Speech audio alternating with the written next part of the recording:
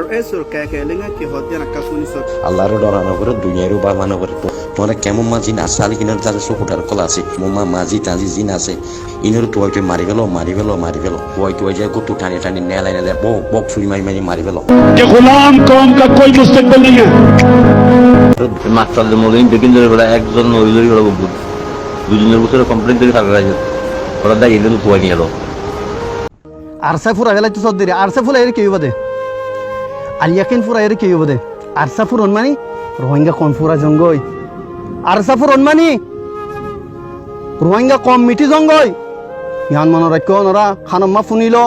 খানম্মা গলাইলো দেমাগম্মা বগরাইলো ইয়ান মনিলে পাক্কা গুরি ওরে অনরে ইয়ান জেহনম্মা বগরাইলো আরসা যদি ফুরা গিয়ে দইলে অনার আল্লাহ বলি ওরে বড় বড় মিষ্টি কক্কল আছে কি আল্লাহ অনারা আর গোইন্দারা তুলি না ভারত দে আর গো তুলি বাইতা বলি ওরা গালতি আ জুবানতে আ খতাই না হইতাম कि गुलाम कौम का कोई मुस्तकबिल नहीं है और आजादी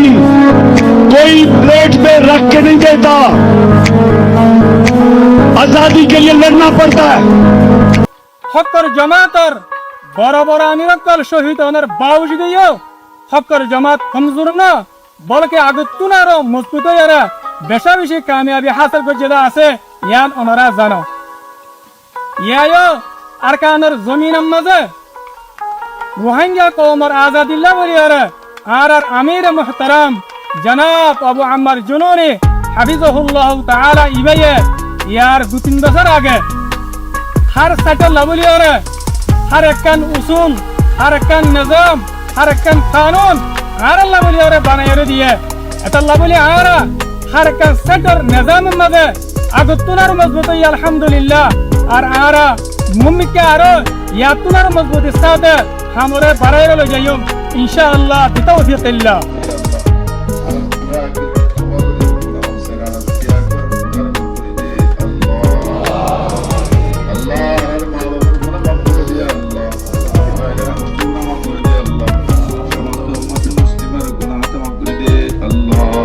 মামলার নম্বর দুটো হলো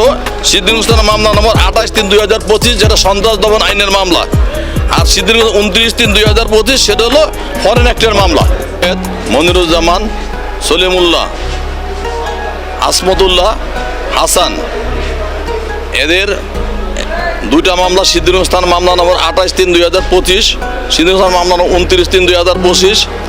এদের কাছ থেকে 21,39,000 টাকা পায় এরা সিদ্ধিরগঞ্জের ভূমিপল্লী এলাকায় তারা সংঘবদ্ধভাবে রাষ্ট্রের ভাবমূর্তি নষ্ট করার জন্য এবং দেশের বিভিন্ন জায়গায় ছড়ায় ছিটিয়ে তারা বিভিন্ন গুপ্তচরের মাধ্যমে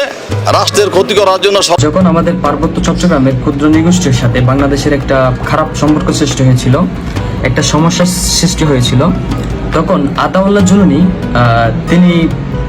পার্বত্য চট্টগ্রামের দেয়াল হিসেবে রক্ষক হিসেবে কাজ করছিলেন তখন তিনি একটা ভাষণ দিছিলেন চট্টগ্রামের হলো অবশ্যই বুঝবেন যদি আপনারা চট্টগ্রামের বাহিরের হন অন্যান্য জেলার হন তাহলে ওর ভাষাটা বুঝবেন না আমি ওর ভাষাটা আমাদের বাংলা ভাষায় কনভার্ট করে দিতেছি মগকল বাংলাদেশত পাবলিকে আর বেশি মেহরবানি করছে আর কমরে বেশি মেহরবানি করছে ইনারা না হরেন অথবা তোরা হুঁশিয়ার জগই যেদুর রাজের মাঝে তোরা